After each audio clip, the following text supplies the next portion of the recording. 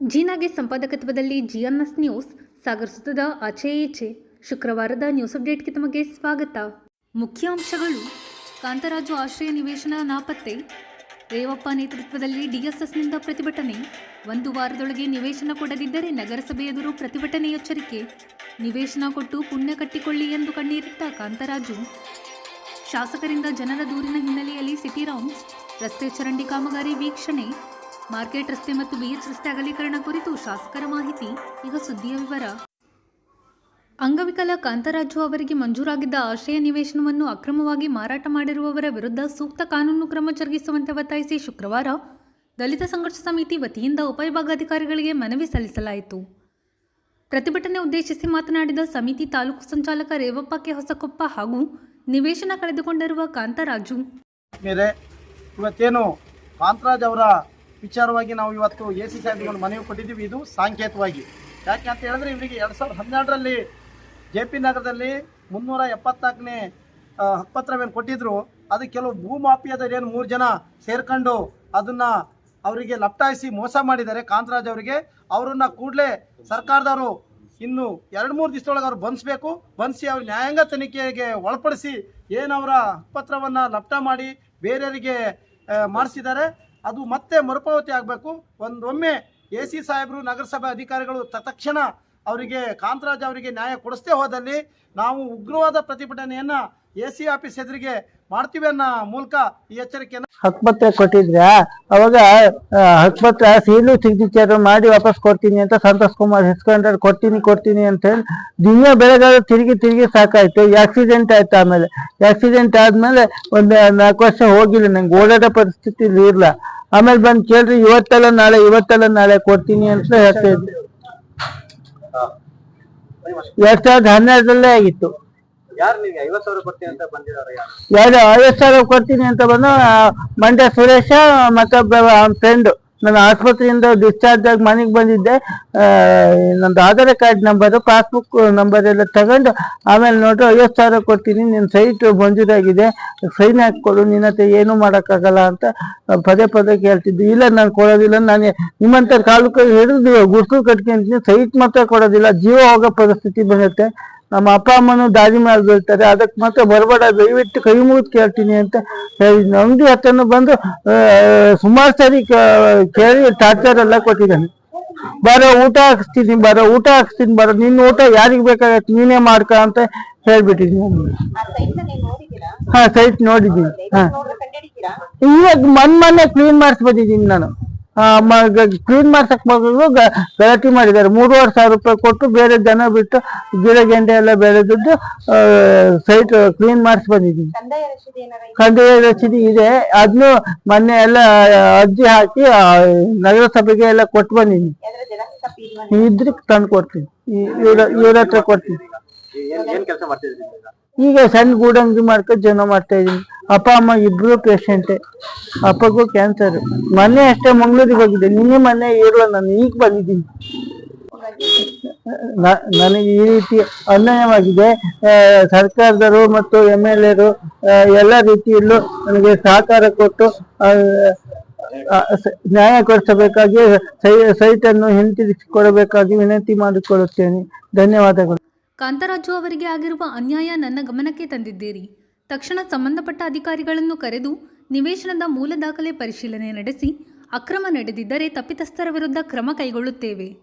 ಕಾಂತರಾಜು ಅವರಿಗೆ ನಿವೇಶನ ವಾಪಸ್ ಕೊಡಿಸಲು ಪ್ರಾಮಾಣಿಕ ಪ್ರಯತ್ನ ಮಾಡುತ್ತೇನೆ ಎಂದು ಮನವಿ ಸ್ವೀಕರಿಸಿ ಉಪವಿಭಾಗಾಧಿಕಾರಿ ಯತೀಶಾರ್ ತಿಳಿಸಿದರು. ಮಾಹಿತಿ ಇಲ್ಲ, ನಾನು ಇಮಿಡಿಯೇಟ್ ಆಗಿ ಕರೆಸ್ತೀನಿ. ಯಾರಲ್ಲಿ ನಮ್ಮ ಕೇಸ್ ವರ್ಕರ್ಸ್ ಯಾರಿದ್ದಾರೆ, ಅವಾಗ ಮೂಲ ಮಂಜೂರಾತಿ ನಮ್ಮದು ಆಶ್ರಯ ಯೋಜನೆ ರಿಜಿಸ್ಟರ್ ಇರ್ತದೆ, ಅದನ್ನೆಲ್ಲ ಚೆಕ್ ಮಾಡಿ ಅವ್ರಿಗೆ ನ್ಯಾಯ ಒದಗಿಸ್ಕೊಡ್ಬೇಕು. ಈ ಸಂದರ್ಭದಲ್ಲಿ ರವಿಕುಮಾರ್, ಜಗನ್ನಾಥ್ ಭೀಮನೇರಿ, ಸುರೇಶ್ ಶಿರವಾಳ, ಜಾನ್ಸನ್ ಲೋಬೋ, ಶಿವಮೂರ್ತಿ, ಉಮಾ, ಪ್ರಶಾಂತ್, ಶೇಖರಪ್ಪ ಇನ್ನಿತರರು ಹಾಜರಿದ್ದರು. ಸೊರಬ ರಸ್ತೆ ಮತ್ತು BH ರಸ್ತೆ ಅಗಲೀಕರಣ ಕಾಮಗಾರಿ ಶೀಘ್ರವಾಗಿ ಮುಗಿಸಲಾಗುತ್ತದೆ. ಗುಣಮಟ್ಟದ ರಸ್ತೆ ನಿರ್ಮಿಸಲು ಗುತ್ತಿಗೆದಾರರಿಗೆ ಸೂಚಿಸಿದೆ ಎಂದು ಶಾಸಕ ಹಾಗೂ ಅರಣ್ಯ ಕೈಗಾರಿಕಾ ಅಭಿವೃದ್ಧಿ ನಿಗಮದ ಅಧ್ಯಕ್ಷ ಗೋಪಾಲಕೃಷ್ಣ ಬೇಳೂರು ತಿಳಿಸಿದರು. ಸಾಗರದ RP ರಸ್ತೆಯಲ್ಲಿ ಗುರುವಾರ ಸಾರ್ವಜನಿಕರ ದೂರಿನ ಹಿನ್ನೆಲೆಯಲ್ಲಿ ಚರಂಡಿ ನಿರ್ಮಾಣ ಸ್ಥಳಕ್ಕೆ ಭೇಟಿ ನೀಡಿ ಪರಿಶೀಲನೆ ನಡೆಸಿ ಅವರು ಮಾತನಾಡುತ್ತಿದ್ದರು. ಕೆಲವು ದೂರುಗಳು ಬಂದ ಮೇಲೆ ಈ ಮಾರಿಕಂಬ ರಸ್ತೆಯಲ್ಲಿ ಸ್ವಲ್ಪ ಈ ಚರಂಡಿ ನೀರು ಸರಿಯಾಗಿ ಹೋಗ್ತಾ ಇಲ್ಲ, ಸಣ್ಣದಾಗಿದೆ ಅಂತ ಹೇಳಿ ನನಗೊಂದು ಅರ್ಜಿ ಬರೆದಿದ್ರು. ಅದು ನೋಡೋಣ ಅಂತ ಇಲ್ಲಿ ಬಂದಿದ್ದೀನಿ. ನಾನು ವಾಸ್ತವ್ಯ ಗೊತ್ತಾಯ್ತಿದ್ದೆ, ನಮಗೂ ಅನುಕೂಲ ಆಗುತ್ತೆ. ಯಾಕಂದರೆ ಈಗ ಅದನ್ನು ತೆಗೆದುಬಿಟ್ಟು ನಾವು ಕರೆಕ್ಟಾಗಿ ಸ್ಲ್ಯಾಬ್ ಇದು ಚಪ್ಪಡಿ ಎಲ್ಲ ತೆಗೆದು ಒಳ್ಳೆ ಸಿಮೆಂಟ್ ಇದ್ದಲ್ಲೇ ಸ್ಲ್ಯಾಬೆಲ್ಲ ಹಾಕ್ಸ್ಬಿಟ್ರೆ, ಹೌದು, ಮತ್ತು ಚರಂಡಿಯನ್ನು ಅಗಲೀಕರಣ ಮಾಡಬೇಕು. 2 ಸೈಡು ಅಗಲೀಕರಣ ಮಾಡಿ ಇಲ್ಲಿ ಸ್ವಲ್ಪ ಕಟ್ಕೊಳ್ತಾ ಇದ್ದೀವಿ. ಮೇಯ್ನ್ ರೋಡ್ ಬರುವಂಥದ್ದು ಈ ಕಡೆಯಿಂದ ಟರ್ನ್ ಮಾಡಿ ಅದಕ್ಕೆ ಸಂಪರ್ಕ ಕೊಡಬೇಕು ಅನ್ನೋದು ಈಗ ಯೋಚನೆ ಮಾಡಿದ್ದೀವಿ. ಅದನ್ನು ತಕ್ಷಣ ಅಲ್ಲಿಂದ ಸಾಗರ ಹೋಟ್ಲು ಸರ್ಕಲಿಂದ ಇಲ್ಲಿವರೆಗೆ ಆಗಬೇಕು. ಮತ್ತು ಅದರಿಂದ ನಮಗೇನಾಗುತ್ತೆ, 2 ವೀಲರ್ ಪಾರ್ಕಿಂಗು ಮುಂದೆ ಬರುತ್ತೆ. 2 ವೀಲರ್ ಮುಂದೆ ಅಲ್ಲಿವರೆಗೆ ಬರ್ತೀವಿ. ಎಲ್ಲ ಅಂಗಡಿಗಳಿಗೆ ಹೇಳ್ಬಿಟ್ಟಿದ್ದೀವಿ, ಯಾವುದೇ ಅಂಗಡಿಯವ್ರಿಗೆ ಮುಂದೆ ಬರೋಕ್ಕೆ ಅವಕಾಶ ಇಲ್ಲ ಅವರಿಗೆ. ಯಾಕಂದ್ರೆ ಬೇಕಾದ್ರೆ ಹೈಟ್ ಮಾಡ್ಕೊಡ್ತೀವಿ, ಅವ್ರು ಓಡಾಡೋಕ್ಕಿರುತ್ತೆ. ಒಂದು ಸ್ಟೆಪ್ ಬೇಕಾದ್ರೆ ಅವ್ರು ಇಟ್ಕೊಳ್ಬೋದು. ಬಿಟ್ಟರೆ ಮುಂದೆ ತಗೊಬಂದು ಪಾತ್ರೆ ಅಥವಾ ಇನ್ನು ಯಾವುದು ಇಡುವಂಥ ಅವಕಾಶ ಇಲ್ಲ ಇಲ್ಲಿ. ಯಾಕಂದರೆ ಇದು ಸಾರ್ವಜನಿಕರಿಗೆ ತೊಂದರೆ ಆಗೋದ್ರಿಂದ, ಪಾರ್ಕಿಂಗ್ ಪ್ರಾಬ್ಲಮ್ ಆಗುತ್ತೆ, ಪ್ರಮುಖ ರಸ್ತೆ ಆಗಿದ್ದರಿಂದ ನಮ್ಮ ಆದ್ಯತೆ ಅದು ಕೊಟ್ಟಿದ್ದೀವಿ. ಇದ್ರ ಜೊತೆಗೆ ನಾವು ಈಗ ಈ ಒಂದು ರಸ್ತೆ ಅಗಲೀಕರಣ ರಸ್ತೆದು ಈಗಾಗಲೇ ನಾವು AC ಅವರು ನೋಟಿಸ್ ಕೊಟ್ಟಾಗಿದೆ. ಅದಕ್ಕೆ ಹಣನೂ ಬಿಡುಗಡೆ ಮಾಡಾಗಿದೆ. ಹಣನೂ ಈಗಾಗಲೇ ಸುಮಾರು 18 ಕೋಟಿ ರೂಪಾಯಿ ಈಗಾಗಲೇ ನಾವು ದುಡ್ಡು ಬಿಡುಗಡೆ ಮಾಡಿ ಇಟ್ಟಿದ್ದೀನಿ. 29 ಕೋಟಿ ರೂಪಾಯಿ ಬಿಡುಗಡೆ ಮಾಡಿ ಇಟ್ಟಿದ್ದೀನಿ. ಅಮೌಂಟ್ ಈಗಾಗಲೇ DC ಅಕೌಂಟಲ್ಲಿ ಬಂದಿದೆ.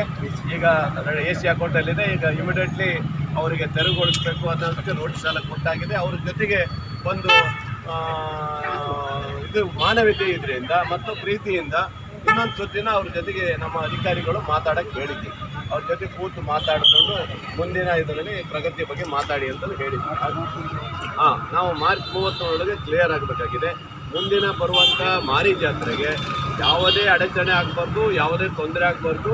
ಸಾಗರದ ಕೆಲವೊಂದು ರಸ್ತೆಗಳನ್ನು ಅಗಲೀಕರಣ ಮಾಡೋ ಮೂಲಕ, ಸ್ವಚ್ಛತೆಗಳನ್ನು ಗಮನ ಕೊಡೋ ಮೂಲಕ ಎಲ್ಲ ನಾನೇ ಸ್ವತಃ ಬಂದು ನೋಡಿ ಕ್ಲಿಯರ್ ಮಾಡುವಂಥ ಕೆಲಸ ಮಾಡೋಕ್ಕೆ ಈಗ ಶುರು ಮಾಡಿದ್ದೀನಿ. ಅಲ್ಲ, ಈ ಹಿಂದೆ ನಗರಸಭೆ ರೆಡಿ ಮಾಡಿಕೊಡ್ತೇನೆ. ರೆಡಿ ಮಾಡಿದ್ಮೇಲೆ ಪದೇ ಬಂದರೆ ಅವ್ರನ್ನ ಏನು ಮಾಡಬೇಕು, ಅದಕ್ಕೆ ಕೇಸ್ ಹಾಕ್ತೀವಿ ನಾವು. ಪದೇ ಪ್ರತಿ ಸರಿ ಕೇಸ್ ಹಾಕಿ ಸ್ಟೇಷನ್ ಓಡಾಡೋ ಪರಿಸ್ಥಿತಿ ಮಾಡ್ತೀವಿ. ಅದೆಲ್ಲ ಏನು ಮಾಡೋಕ್ಕಾಗದ. ಇದೊಂದು ರೋಡ್ ನಮಗೆ ಭಾಳ ಪ್ರಮುಖವಾದಂಥದ್ದು. ಇದು ಅವ್ರ ಅಂಗಡಿಯವರಿಗೆಲ್ಲ ನಾವು ವಾರ್ನಿಂಗ್ ಕೊಡ್ತೀವಿ. ಇದು ಸ್ಲ್ಯಾಬ್ ಎಲ್ಲ ಆದಮೇಲೆ ಕ್ಲೀನಾಗಿ ನಾವು ಎಲ್ಲ 2 ವೀಲರ್ಗಳನ್ನು ಅಲ್ಲೇ ನಿಲ್ಸಕ್ಕೆ ಮಾಡ್ತೀವಿ.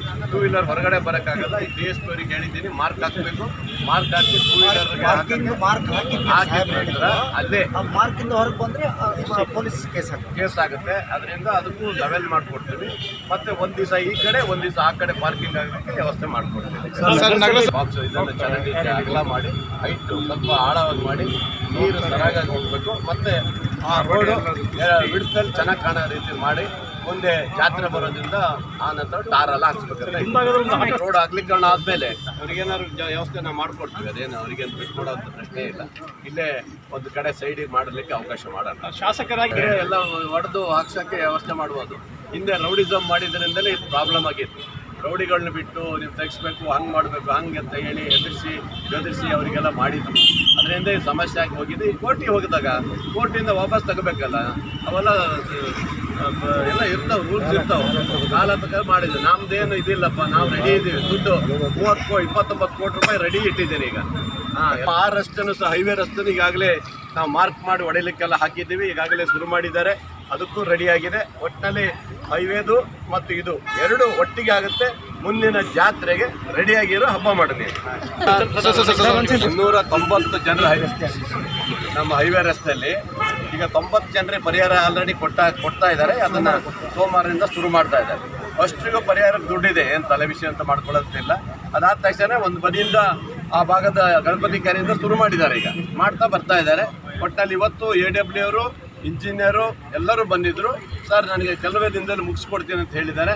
ಎಲ್ಲ ರೆಡಿ ಮಾಡ್ತಾರೆ. ಕಾಂಪೌಂಡು ಸಹ ಈಗ ನೋಡಿದಿರಲ್ಲ, ಕೋರ್ಟ್ ಕಾಂಪೌಂಡ್ ಆಗ್ತಾಯಿದೆ, ಆಮೇಲೆ ಹೈಸ್ಕೂಲ್ ಕಾಂಪೌಂಡ್ ಆಗ್ತಾಯಿದೆ, ಕಾಲೇಜ್ ಕಾಂಪೌಂಡ್ ಆಗ್ತಾಯಿದೆ. ಎಲ್ಲವೂ ಕಾಂಪೌಂಡ್ ರೆಡಿ ಆಗ್ತದೆ. ಚಂದ ಕಾಂಪೌಂಡ್ ಆಗುತ್ತೆ. ನೆಕ್ಸ್ಟ್ ಈ ಸಂದರ್ಭದಲ್ಲಿ ನಗರಸಭೆ ಪೌರಾಯುಕ್ತ HK Nagappa, DYSP Gopalakrishna T Naik, ನಗರಸಭಾ ಸದಸ್ಯರಾದ ಗಣಪತಿ ಮಂಡಗಳಲ್ಲಿ, ಮಧುಮಾಲತಿ, ಸೈಯದ್ ಜಾಕಿರ್ ಇನ್ನಿತರರು ಹಾಜರಿದ್ದರು. ಇದು ಶುಕ್ರವಾರದ ಸಮಗ್ರ ಸುದ್ದಿ. ನಿರಂತರ ಸುದ್ದಿಗಾಗಿ ನೋಡ್ತಾ ಇರಿ GNS ನ್ಯೂಸ್. ನಮಸ್ಕಾರ.